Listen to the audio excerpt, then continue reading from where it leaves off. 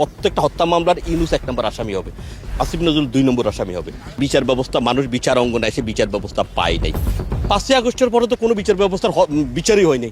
রাষ্ট্রের মধ্য দিয়েই তো মব কিলিং হয়েছে, রাষ্ট্রের মধ্য দিয়েই তো আমাদের এখানকার বিচারপতিদেরকে পর্যন্ত হুমকি দিয়ে গেছে এই টেরোরিস্টেরা। এইটা বাংলাদেশের বিশ্বের সবচেয়ে বড় নিরাপদ জায়গা হলো তার আদালত।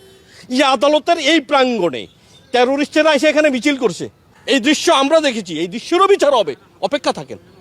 এই যে বিচারপতিদের সম্বন্ধে বাজে মন্তব্য করে তাদেরকে এখান থেকে বিতাড়িত করেছে, থ্রেট করা হচ্ছে এই টেরোরিস্টের। এটার ইমাম ছিল ইউনূস, আসিফ নজরুল। এই অপরাধীদের বিচার হবে, সেই দিন বেশি দূরে না। ওইটারই ফলাফল হলো রাষ্ট্র তার অপরাধীদেরকে প্রোটেকশন দিচ্ছে। তার কারণে দর্শন, হত্যা, খুন, গুম, লুণ্ঠন, আত্মসাৎ। ৫ই আগস্টের পূর্বে বিচার ব্যবস্থার নজিরবিহীন এই জাতীয় কোনো দৃষ্টান্তকে স্থাপন করতে পারে নাই যে বিচার ব্যবস্থা, মানুষ বিচার অঙ্গনে এসে বিচার ব্যবস্থা পায় নাই। ৫ই আগস্টের পূর্বে ছিল বাঙালি জাতির একটা স্বর্গ দিবস।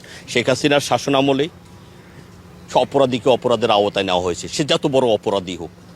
কিন্তু এখন প্রমাণ হয় সে তখনকার রাষ্ট্রের আওয়ামী লীগ ক্ষমতা থাকা আমলে সেই আওয়ামী লীগের যে অপরাধগুলি হয়েছে, এখন দেখি যে এগুলি সব জামাত শিবিরের হেলমেট বাহিনীরা ওই ঢুকে প্রবেশ করে এই সমস্ত হত্যাকাণ্ড, বুয়েট থেকে শুরু করে জগন্নাথ বিশ্ববিদ্যালয়ে যে হিন্দু একটা ছেলেকে আঘাত করলো, ওটারও বিচার হয়েছে, ওটারও জাজমেন্ট হয়েছে।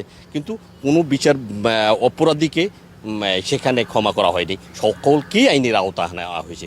এইভাবে ঢালাওভাবে ৫ই আগস্টের পরে বিচার ব্যবস্থা নাই, নির্বাচনের ব্যবস্থা নাই, আজকে সুপ্রিম কোর্টে ভোট নাই, ঢাকা বারে ভোট নাই। তাহলে ৫ই আগস্টের পরে কী ছিল? ৫ই আগস্টের পূর্বে তো সবাই ভালোই ছিল। কে বলছে ৫ই আগস্টের পূর্বে তো দেশের মানুষের ন্যায্য অধিকার ছিল, ন্যায় বিচার ছিল, যতটুকু সম্ভব প্রোটেকশন ছিল, মানুষ বাজারে যাইতে পারতো। এখন তো বাজারে যেতে পারে না টাকা নিয়ে। এই যে কালকে শহীদ মিনারের সামনে ওই সেনা দিয়ে এক লোকের ধরে টাকা নিয়ে গেছে ২৫০ থেকে ৩০০ টাকা, যা আছে তা দিয়ে দাও।